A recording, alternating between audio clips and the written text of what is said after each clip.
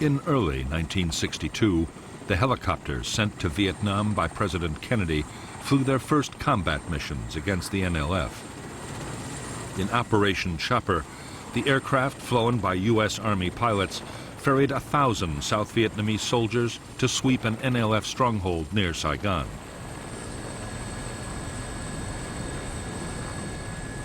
It was the beginning of a whole new phase of the conflict.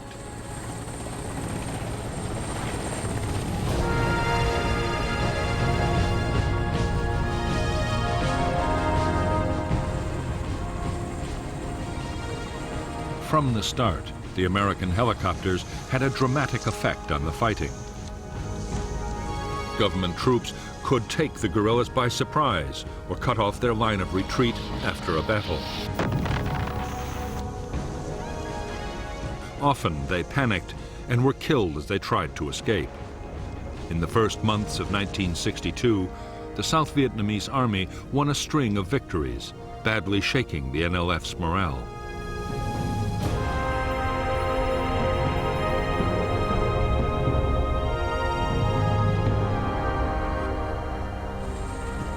Using helicopters for offensive operations called for a whole new set of tactics. It was a complex business in which helicopter forces and ground units had to be strictly coordinated. But the aim was simple. The enemy had to be found, fixed in position, and then defeated. Government troops called it spear and net. Later, it would become known as search and destroy.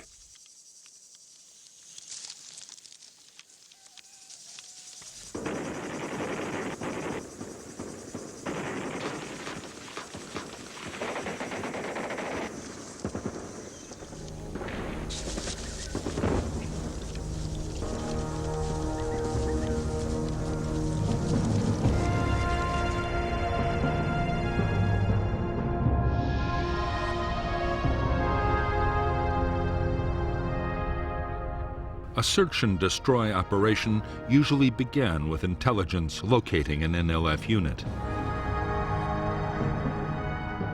The task then was to place forces to cut off the enemy's retreat.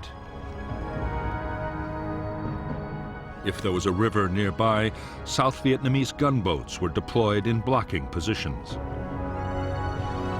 Infantry on foot and in armored personnel carriers were moved in overland. Meanwhile, American helicopters loaded up with government troops rendezvoused with their escort of ground attack aircraft. After bombing or artillery strikes, the airborne infantry landed and advanced towards the enemy, acting as the offensive spear. Trapped by the net of blocking forces, the Viet Cong would be forced to do battle and be destroyed by vastly superior firepower, or so the theory went.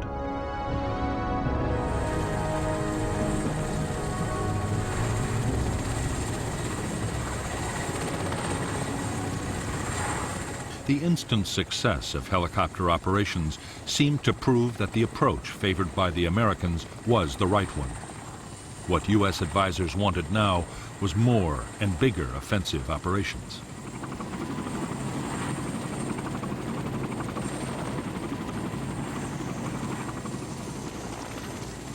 The greatest need was for more helicopters, and the Americans quickly provided them. A series of government victories followed, and soon it looked as if the South Vietnamese army might, in the not-too-distant future, actually defeat the guerrillas.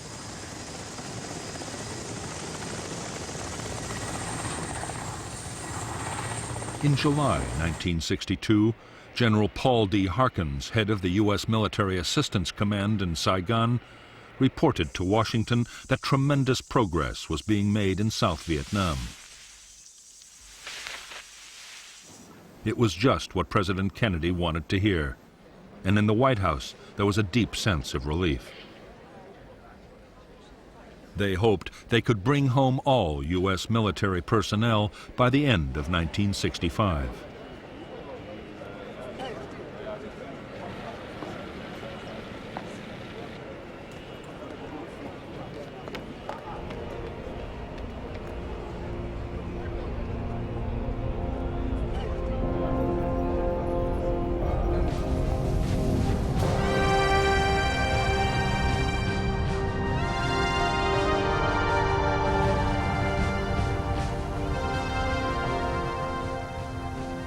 To Ho Chi Minh and the leaders of North Vietnam, the big increase in American military support for the South was deeply troubling.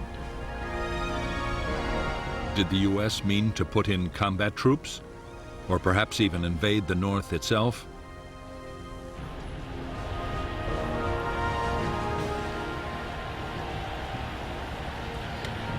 They appealed to the Chinese leader Mao Zedong for help.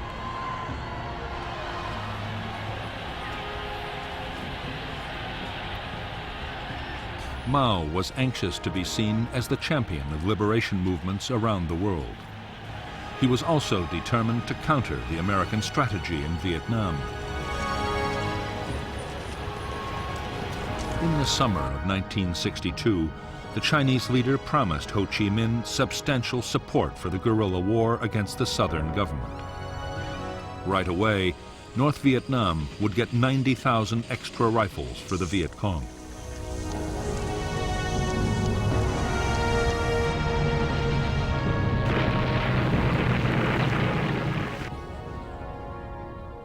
As yet, the Americans knew nothing of the Chinese decision to back the war.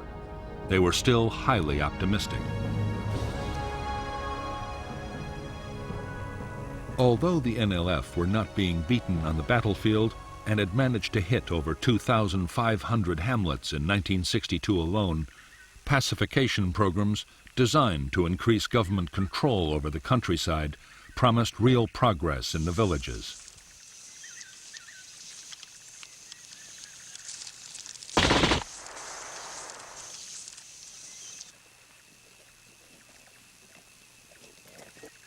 In a program coordinated by the Central Intelligence Agency, U.S. Special Forces were working with Montagnard tribal groups in the Central Highlands of South Vietnam. They fortified villages and trained local volunteers to fight the Viet Cong in their own areas. The tactics involved setting ambushes, heavy night patrolling, and above all, responding fast to guerrilla incidents.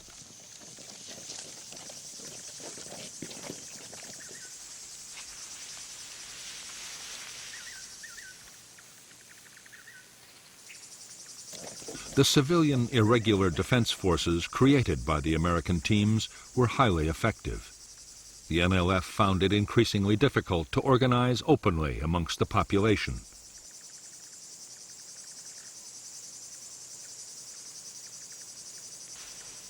At its peak, the program would encompass thousands of villages and hundreds of thousands of people.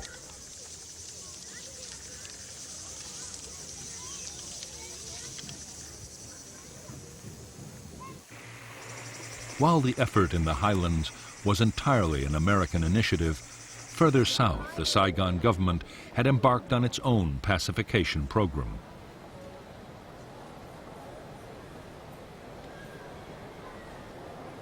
Backed by the CIA, called the Strategic Hamlets Program, the idea was to create 11,000 settlements which could defend themselves from the Viet Cong and bring government authority into the countryside. The campaign was a disaster from the start.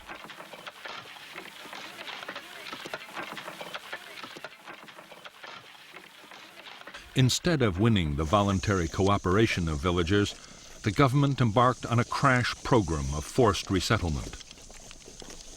Families were moved, sometimes at gunpoint, from their traditional lands and the burial grounds of their ancestors. Funds promised for development were embezzled by corrupt officials.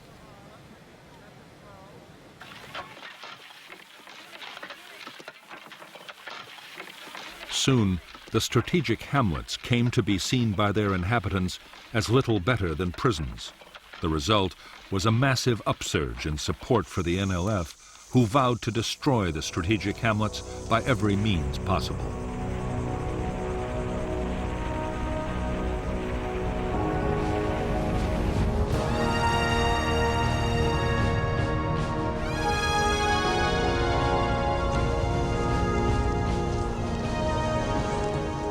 From the first introduction of American helicopters into South Vietnam, NLF tacticians had worked feverishly to develop ways of dealing with the threat. They had learned to mount ambushes with heavy machine guns near the obvious landing zones.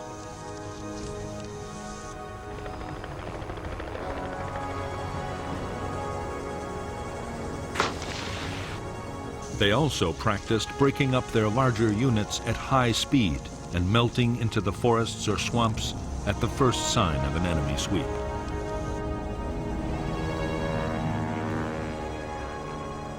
One of the biggest lessons learned by the guerrillas in 1962 was to keep their attacks short. Raids or ambushes were planned to last no more than 15 minutes. The idea was that even with helicopters, government forces would have too little time to react.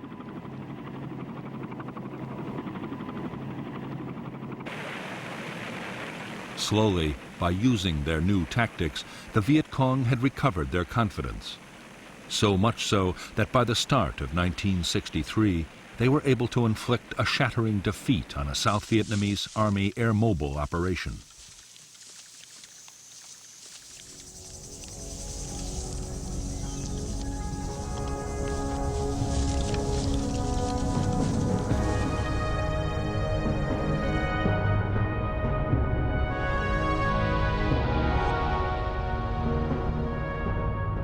The hamlet of Ap Tan Toi in the Mekong Delta was believed by the South Vietnamese Army to be the location of a Viet Cong headquarters, a radio transmitter, and a small guerrilla force.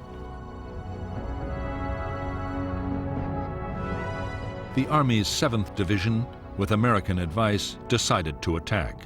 What they didn't know is that they were walking into a trap. The South Vietnamese Army were lured in so the NLF could for the first time test their effectiveness against militia and airborne units. The operation was launched on January 2nd, 1963.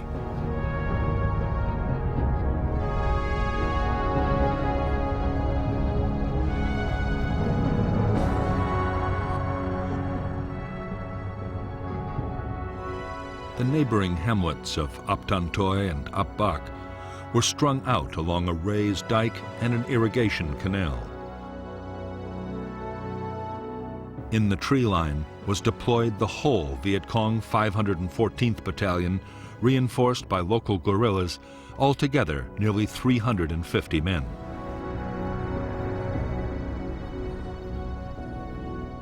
The 11th Regiment of the South Vietnamese Army landed north of Ap Tan Toi and exchanged fire with the Viet Cong. Meanwhile, a Civil Guard task force pushing from the south ran straight into the Viet Cong at Ap Bac and was stopped in its tracks.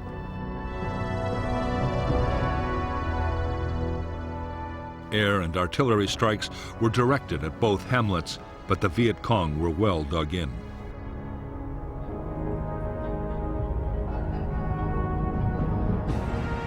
A reserve company of Army troops was landed in transport helicopters to attack Ap Tan Toi. Fire from Ap Bac destroyed 5 aircraft. Next, a company of armored personnel carriers made a disorganized assault on Ap Bac, but was driven off with heavy losses.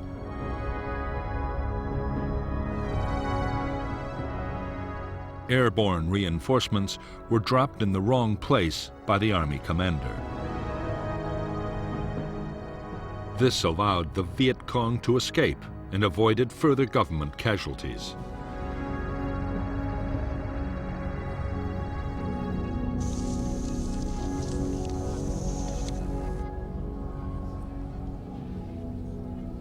For the Viet Cong, the Battle of Ap Bac was a stunning victory.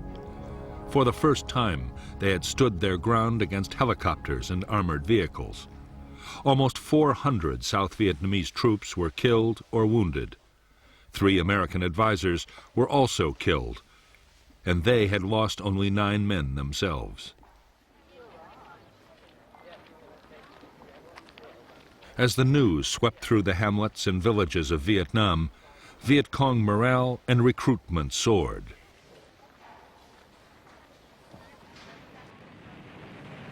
After Ap Bac, the guerrillas sharply accelerated the tempo of their operations. Attacks on strategic hamlets were launched almost every day, and hundreds were overrun. The guerrillas hit isolated government forts, tempting sources of arms and radios. Usually, they set ambushes for any army troops that might be sent to the rescue.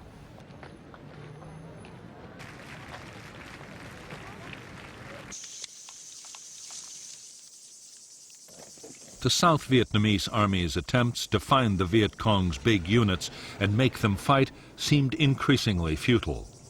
One major sweep after another failed to find the guerrillas in any numbers.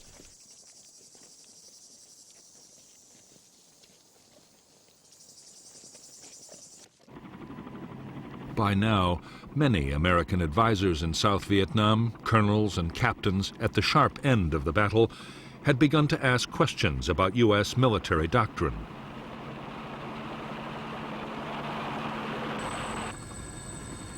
They were training the South Vietnamese to depend on big operations and very heavy firepower.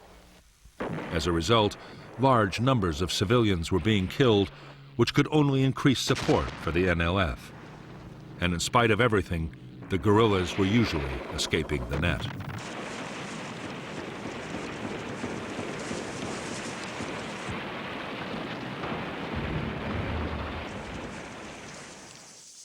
What the advisors wanted were tactics more like those the Special Forces had adopted in the Central Highlands.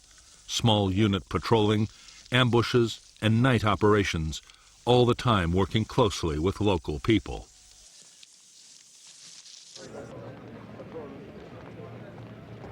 In Washington, the suggestion met with some hostility. As far as the generals were concerned, the job was to find the enemy and destroy him with as much firepower as could be mustered.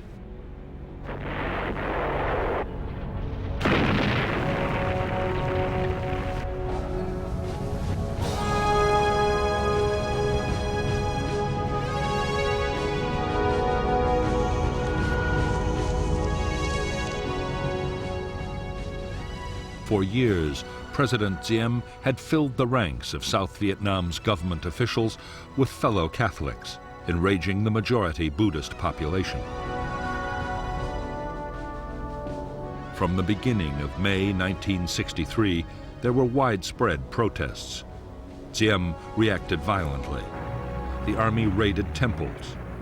Monks, nuns, and priests were arrested, and demonstrators were shot in the streets by police.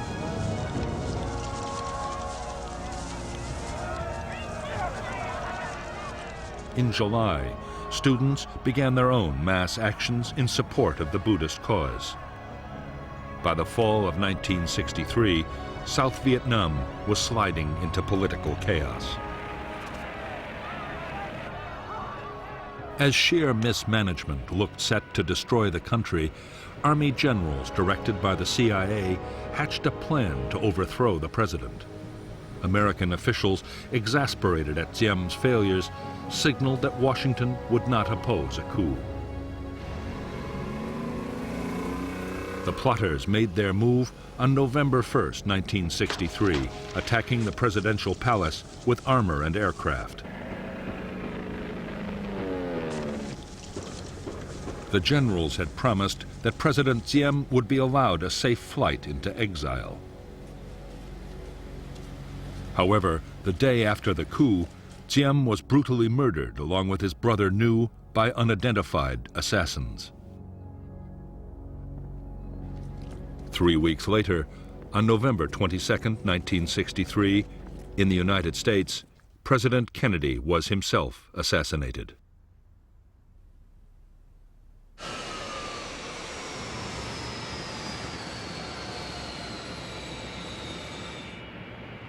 Kennedy's place was taken by his vice president, Lyndon Baines Johnson. Johnson had always been wary of America's involvement with Vietnam. Now he had inherited a strong U.S. commitment to the South. Whatever his private doubts, it was a commitment he was determined to honor.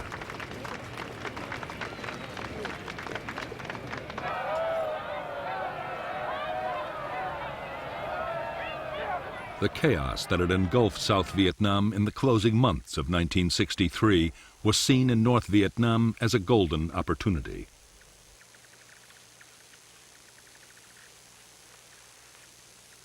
Ho Chi Minh and most of his fellow leaders saw the chance of a quick victory if the war was stepped up fast.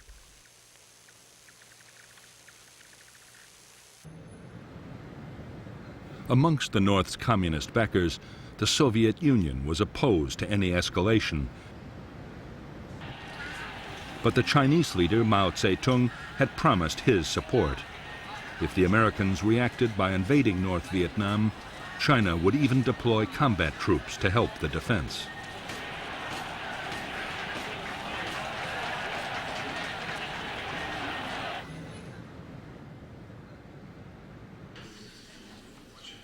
In December 1963 in Hanoi, the Central Committee of the Communist Party approved measures to intensify the war in South Vietnam.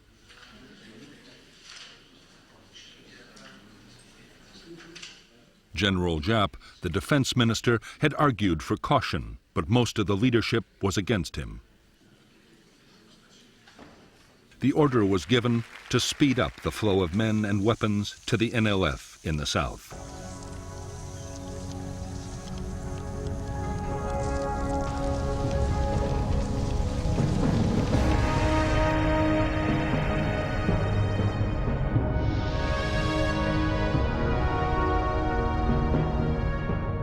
In 1959, a specialized North Vietnamese Army unit, Group 559, had been formed to create a supply route from the north to the Viet Cong in South Vietnam.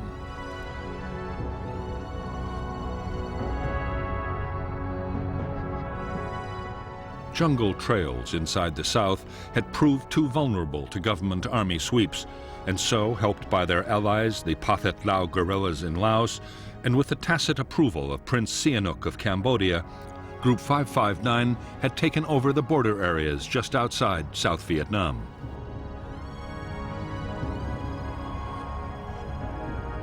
A primitive route was developed, soon known as the Ho Chi Minh Trail, with offshoots into Vietnam along its entire length. By early 1964, the trail was being transformed into a secret jungle highway with depots, air defense, and garrisons of permanent logistics troops.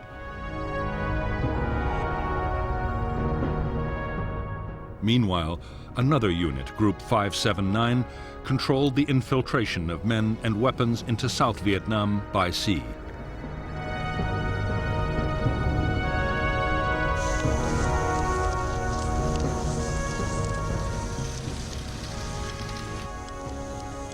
In the first months of 1964, the NLF stepped up their campaign in a concerted effort to push South Vietnam to the edge. With better equipment, leadership, and training, the NLF were now attacking in big units, up to 1,000 men at a time.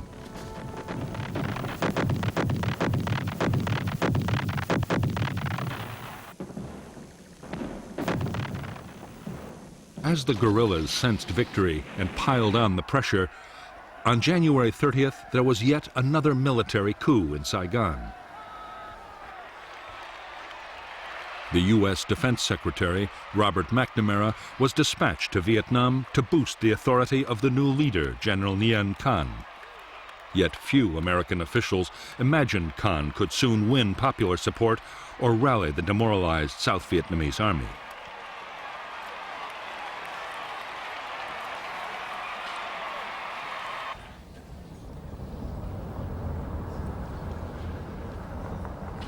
As the crisis in Vietnam deepened, the pressure on President Johnson to take strong action grew almost intolerable. Many of Johnson's political opponents, including the Republican Senator Barry Goldwater, were calling for North Vietnam to be bombed and for U.S. troops to be sent to fight in the South.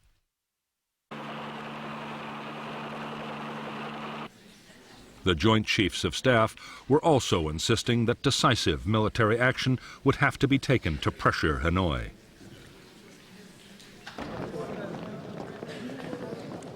From the start, Johnson doubted that the United States could win a war in Southeast Asia. He also believed that neither Congress nor the American people would approve of open military intervention. However, he did agree to covert actions against North Vietnam, including secret bombing of economic targets and villages along the Laotian border.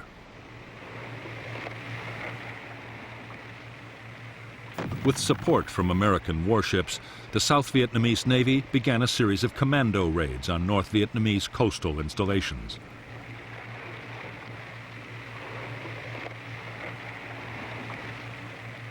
It was one such operation in August 1964 that would set the stage for a dramatic clash between U.S. and North Vietnamese naval forces. In the Gulf of Tonkin, the simmering conflict between the United States and Hanoi was sent spiraling towards outright war.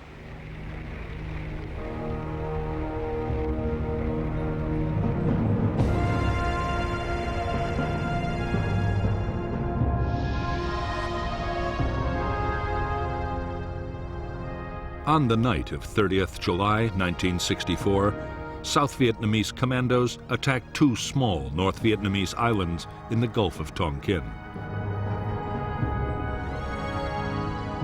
The U.S. destroyer Maddox, an electronic spy ship, was 123 miles south with orders to electronically simulate an air attack to draw North Vietnamese boats away from the commandos.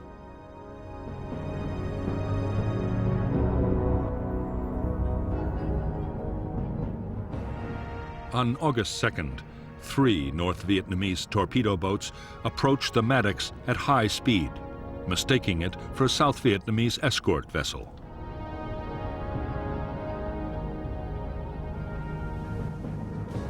In the engagement that followed, the Maddox sank one of the craft and air support planes damaged the others.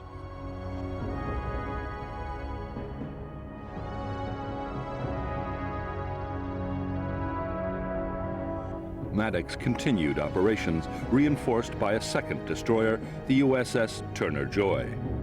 2 nights later, still gathering intelligence and in bad weather conditions, the captain of the Maddox reported that he thought they had been fired on and were about to be attacked. As he later reported, no attack took place.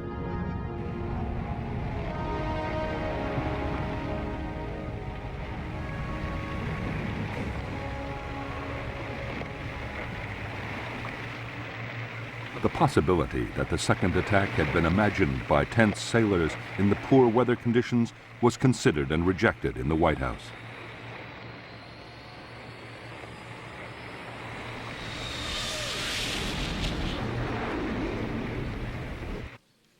Six hours after the supposed attack, a retaliation against North Vietnam was ordered by President Johnson.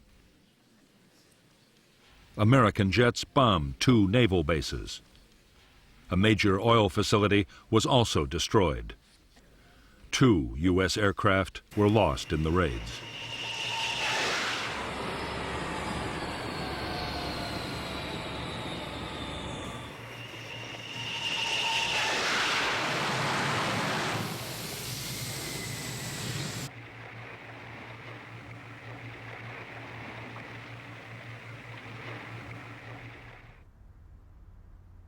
Within hours of the American airstrikes, the Chinese Premier Chou En-lai was calling on the Vietnamese to prepare to fight back.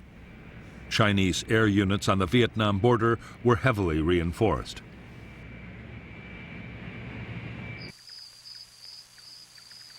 Frantic efforts were made to improve North Vietnam's anti-aircraft defenses. At the same time, jets of the fledgling North Vietnamese Air Force returned to Vietnam from their training base in China.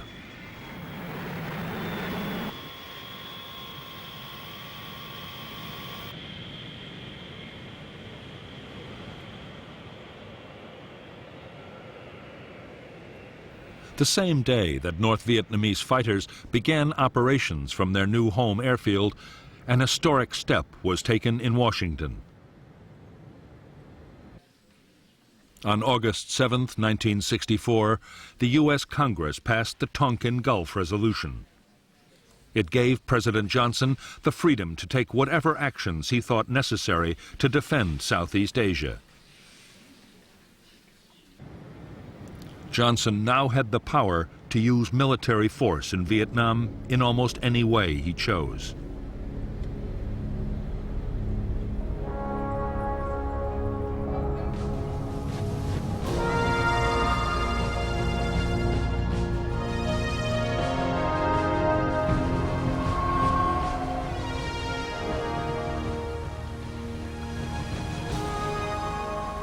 In North Vietnam, there was a growing fear that the United States meant to deploy troops in the south and perhaps even invade the north itself.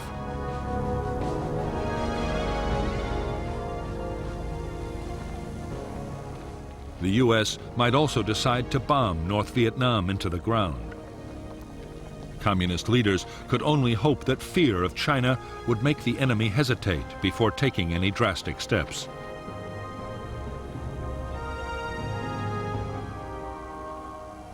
Meanwhile, a bold stroke might win the war in the South before the Americans could intervene.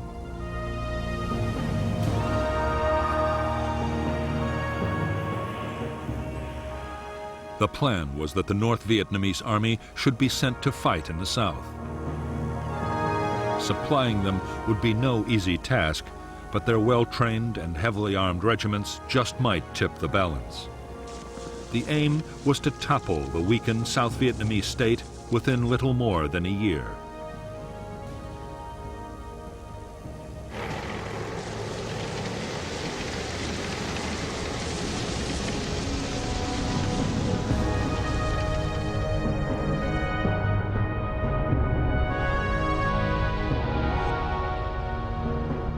The first North Vietnamese army units to be raised and trained for combat in the South were the 32nd and the 33rd Regiments of the 325th Division based at Dong Hoi. The 66th Regiment of the 304th would follow next. The plan was that starting in October, the troops would march for 6 weeks down the Ho Chi Minh Trail and enter South Vietnam's central highlands in early 1965.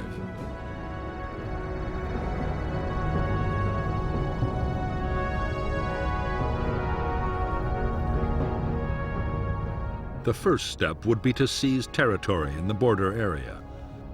At the same time, the Viet Cong would take over the coastal provinces of Quang Ngai and Binh Dinh. The NVA would then advance along the line of Highway 19 between Pleiku and Quy Nhon, splitting South Vietnam in two. Meanwhile, the Viet Cong would mount big attacks in the Mekong Delta and around Saigon. Victories there would open the way for a general offensive and trigger the popular uprising which would sweep away the Saigon government.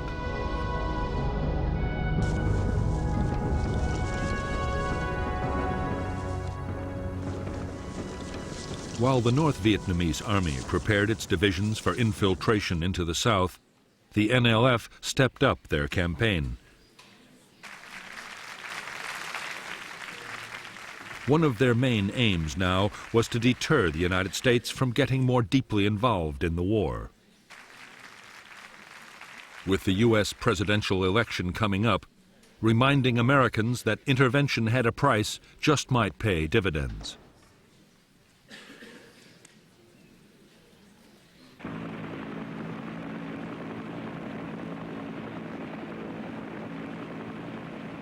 On November 1st, 1964, only 2 days before the election, Ben Hoa Air Base near Saigon was blasted by Viet Cong mortars. 4 Americans were killed and 76 wounded. 5 B-57 bombers were destroyed and 15 damaged. Although the attack seemed a blatant provocation, President Johnson was determined not to react in a way that might endanger his election chances. His restraint seemed to have paid off handsomely when, on November 3, 1964, he resoundingly defeated his rival, Barry Goldwater.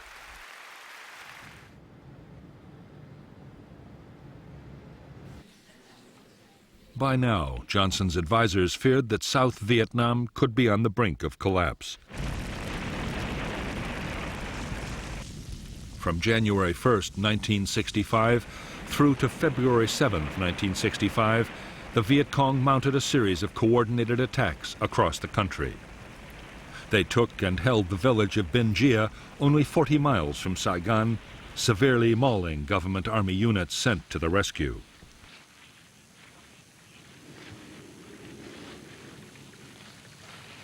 Altogether, 200 government troops were killed near Binh Gia, along with 5 American advisors.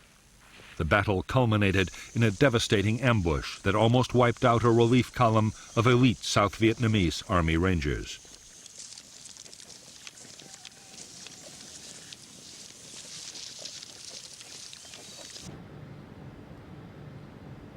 In Washington, the pressure to do something to save South Vietnam was now intense. Although Johnson doubted that bombing North Vietnam could dissuade it from supporting the Viet Cong guerrillas, he agreed to let military planners prepare a major campaign. Meanwhile, a series of strikes would be launched as reprisals if there was any major attack by the Viet Cong.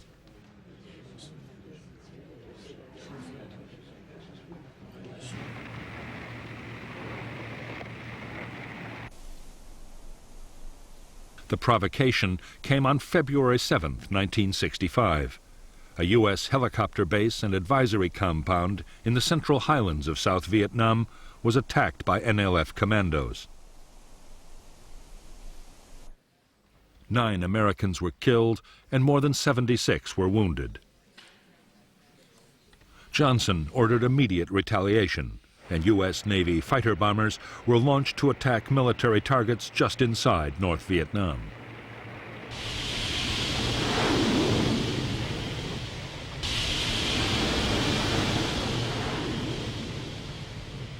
Only 3 days after the U.S. raids, there was another attack by the Viet Cong on Americans. This time, it was a bomb in a hotel at Quy Nhon, which killed 23 U.S. servicemen. More retaliation strikes were launched, and on February 13, 1965, President Johnson authorized a bigger campaign, codenamed Operation Rolling Thunder.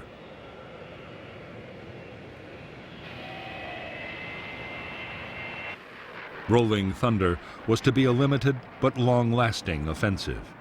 Its aim was to force North Vietnam to stop supporting the guerrillas in the south.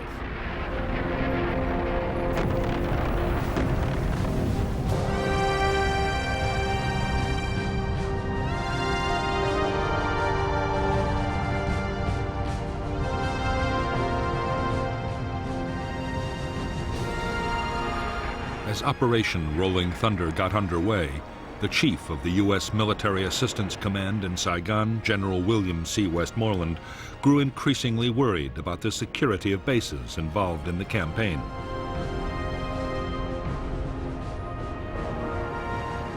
Da Nang, sited in a largely hostile area and guarded by a small Vietnamese army unit, was particularly vulnerable to Viet Cong attack.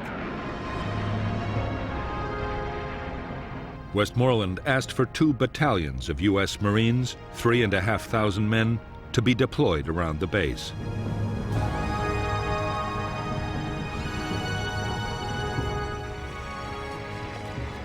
On March 8, 1965, a battalion of the 9th Marine Expeditionary Brigade went ashore at Da Nang. The 2nd Battalion would arrive later by air. The Marines' mission was to be strictly confined to defending the Da Nang base.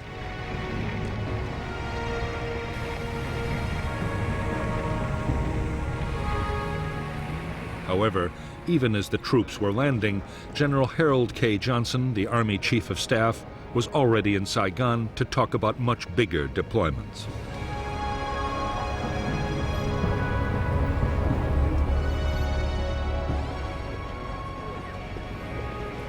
General Johnson had been appointed by the President his special representative. His mission was to prompt General Westmoreland and U.S. Ambassador Maxwell Taylor to say what troops they needed to win the war.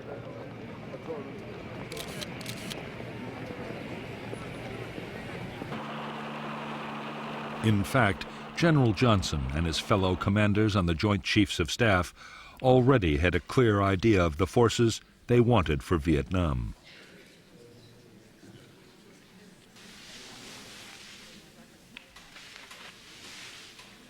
The Joint Chiefs' wish was for 3 divisions, around 70,000 men. That was the number called for in their defense plan for Southeast Asia, Operation Plan 32. The plan had been designed to meet an invasion of South Vietnam from the north or China, something that no one now expected to happen.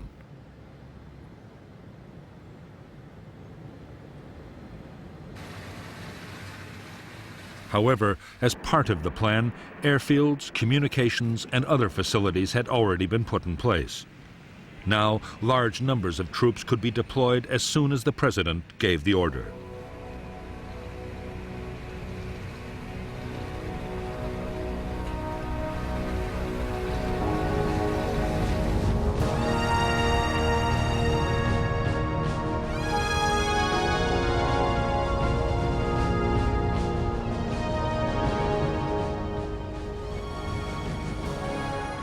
It was American public opinion that most worried President Johnson.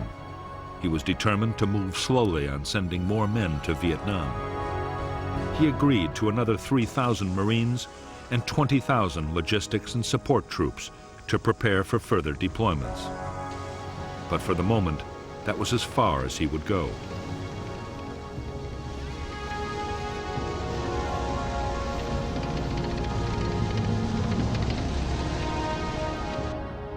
On April 7, 1965, at Johns Hopkins University, President Johnson offered economic aid to North Vietnam in exchange for peace. His offer was brusquely rejected by the North Vietnamese government.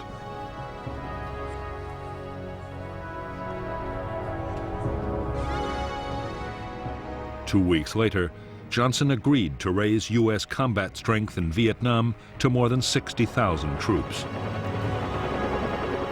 Allied forces from Korea and Australia would be added as a sign of international support.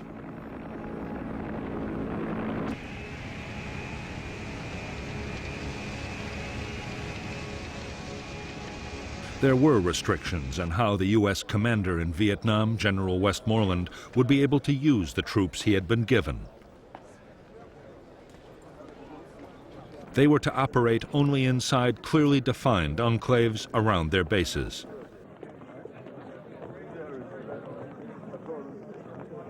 To Westmoreland's dismay, all operations were to be strictly defensive.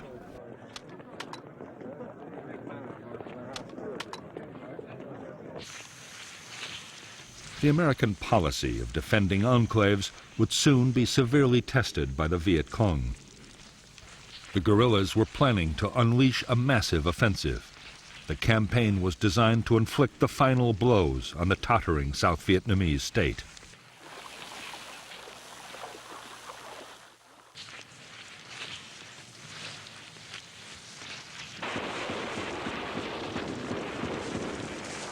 The storm broke on May 11th with a full-scale assault by 2,500 Viet Cong troops on Song Bay, a provincial capital.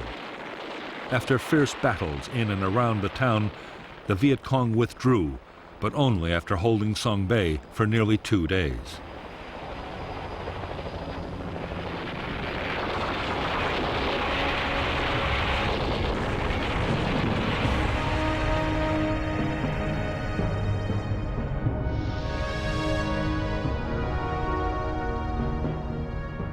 The Viet Cong assault on Song Bay was followed by a series of attacks to within a few miles of Saigon. Meanwhile, in the Central Highlands, U.S. intelligence had detected all the elements of the North Vietnamese Army's 325th Division and signs that the 304th was on its way.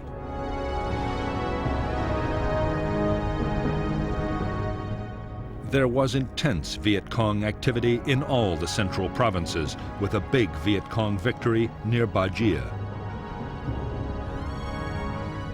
On June 10, 1965, at Dong Xoa, a South Vietnamese Army district headquarters and U.S. Special Forces camp was overrun by a full regiment. It was abandoned only after frantic American air attacks.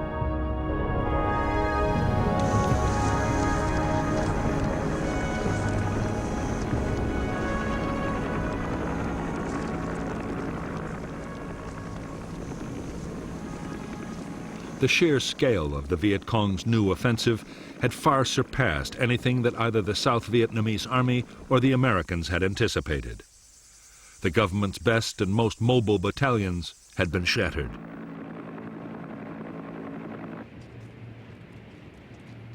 The disaster was followed by political upheaval. A faction of young military officers installed Air Vice Marshal Key as Prime Minister and General Nguyen Van Thieu as President, openly restoring military government.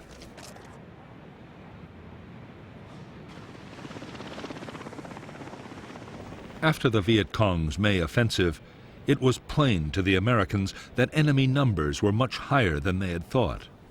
That meant far more U.S. troops would be needed to hold the line.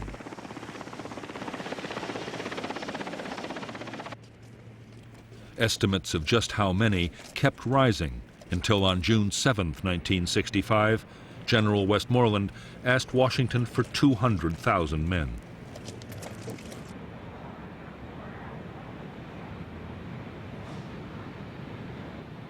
While Westmoreland was waiting for the president's decision, he was given new powers to use the troops he already had more aggressively. He would no longer have to confine his men to defensive enclaves, but could go out and attack the enemy.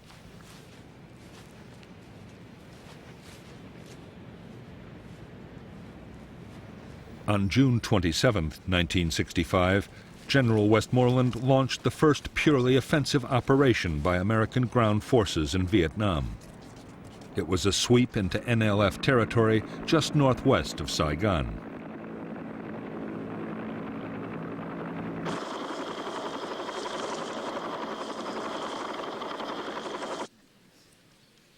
A month after the start of offensive operations, President Johnson announced that more troops would be sent to Vietnam.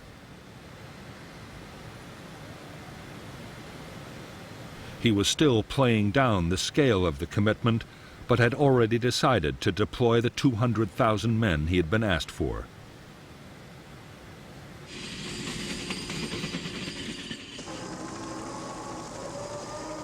The following day, the first troops of the big buildup arrived in Vietnam. The men were a battalion of the 101st Airborne Division. By this time, there was no longer any doubt about just what their mission would be. They were to find the Viet Cong's main force military units and destroy them on the battlefield.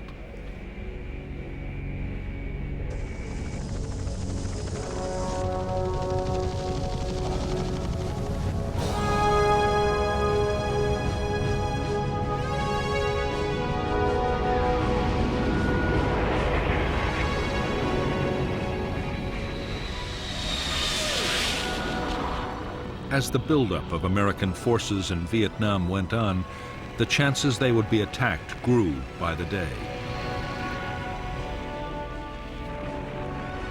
On August 5th, NLF sappers penetrated an oil storage depot near Da Nang and blew up 2 million gallons of fuel. There had been sniping and mortar attacks too, but the real fear was of a large-scale infantry assault overrunning an American installation.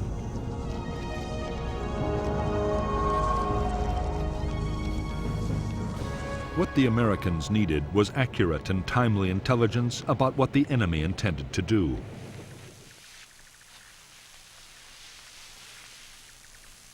It came when a deserter from the 1st Viet Cong Regiment, a force nearly 2,000 strong, told his captors that his unit was planning to hit the Marine base at Chu Lai.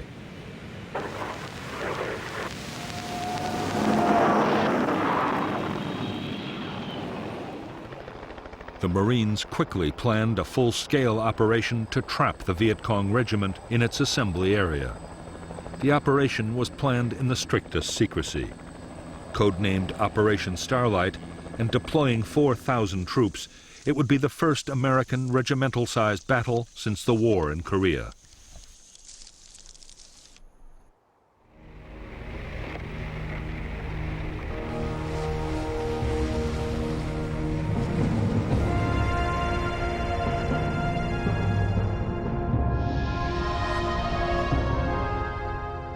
The Marine base at Chu Lai was 15 miles from the village complex of Van Tuong.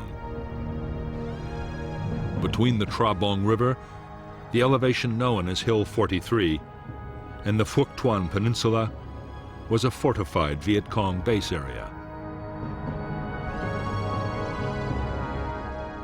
There, the 1st Viet Cong Regiment, made up of the 60th and 80th Battalions, had assembled for the attack on Chu Lai. On August 17, 1965, Company M of the 3rd Battalion, 3rd Marines, took up a blocking position on the Tra Bong River. Next morning, the rest of the battalion made an amphibious landing, while 3 more companies were inserted at landing zones Red, White, and Blue. The Marines pushed on from LZ's Red and White, but around Hill 43, near LZ Blue, the entire Viet Cong 60th Battalion was dug in, and there was a fierce battle before the hill was taken.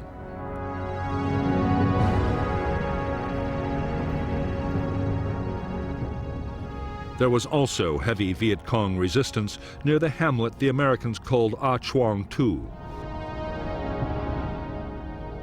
But after reinforcement, the Marines succeeded in squeezing the Viet Cong from 3 sides, trapping them with their backs to the sea.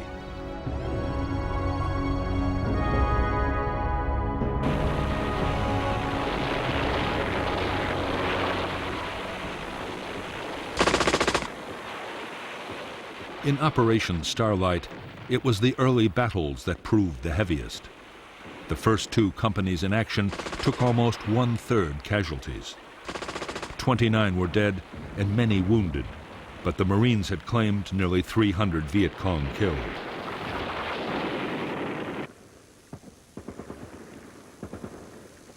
The next 5 days involved only small-scale actions.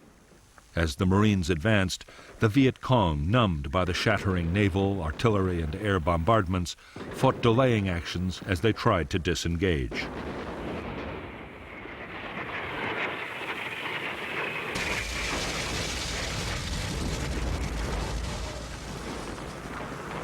In support of the attacking infantry, Marine guns at the Chu Lai base alone fired over 3,000 rounds.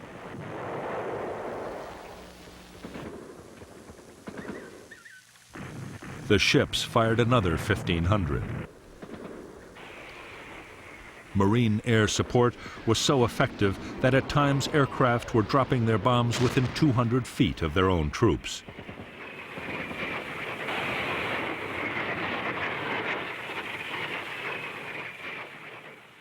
At the end of the operation, nearly 700 Viet Cong were claimed as dead. The Marines had lost 45 dead and more than 200 wounded in the battle.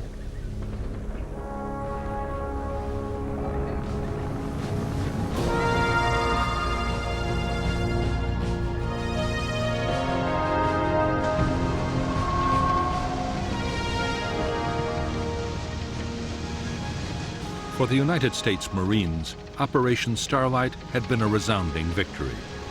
In the first major battle of the war, the guerrillas had been defeated on their own territory and by inexperienced troops.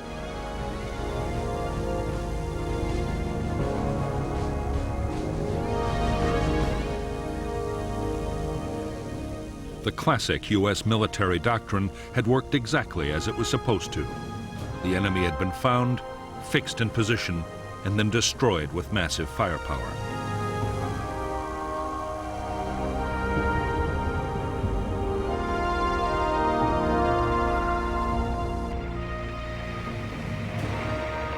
the Marines moved fast to take advantage of their victory in Operation Starlight. They launched a series of attacks against NLF concentrations along the coast.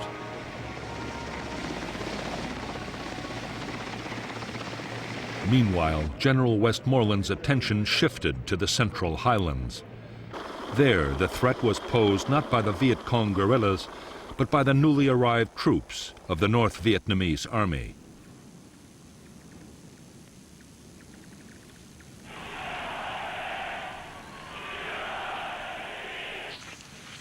It was against these professional and highly trained regiments that the Americans would fight their next major battle.